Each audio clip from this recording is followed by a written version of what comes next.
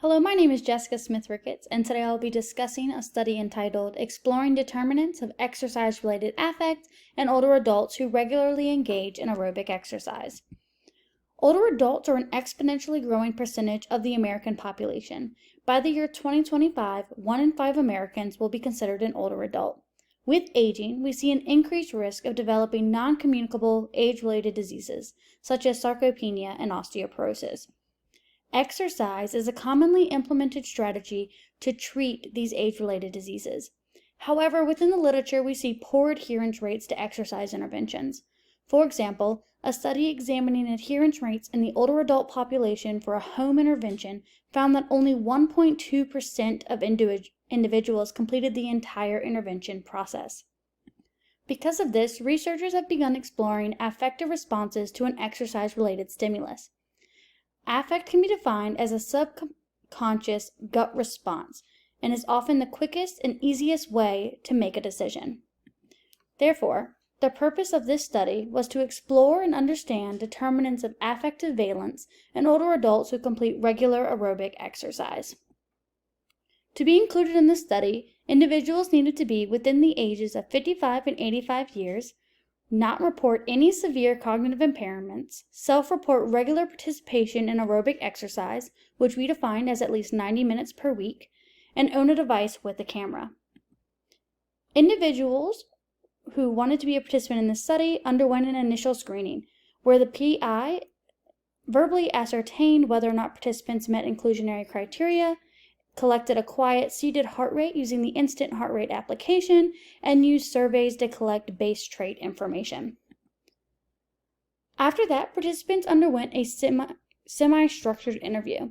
This guide was composed of 4 sections. Section 1 was related to feelings regarding a regularly performed session and was used to build rapport with the participants.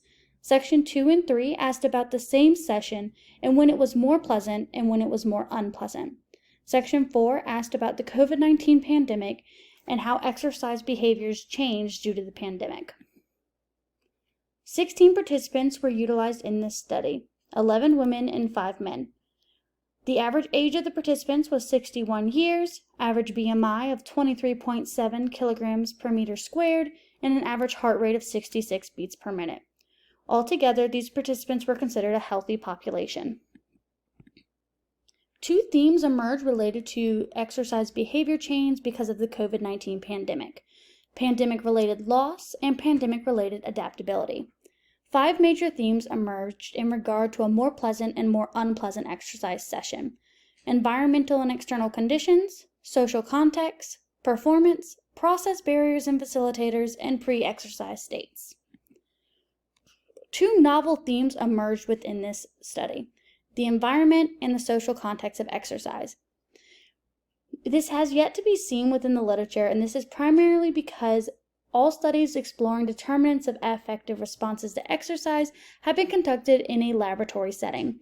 We asked about a naturalistic setting where individuals were able to experience environmental conditions and interact with other people. In most of the literature, interoceptive cues has been noted as a primary determinant of exercise-related affect. However, they were not mentioned within this study.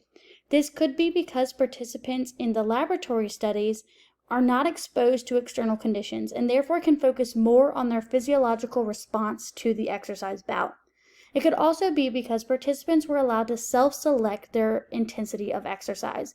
In a laboratory setting, exercise intensity is usually imposed by the researchers and is around ventilatory threshold, which is when we usually see interoceptive cues dominate. It's possible that the participants self-selected sub-ventilatory threshold intensities.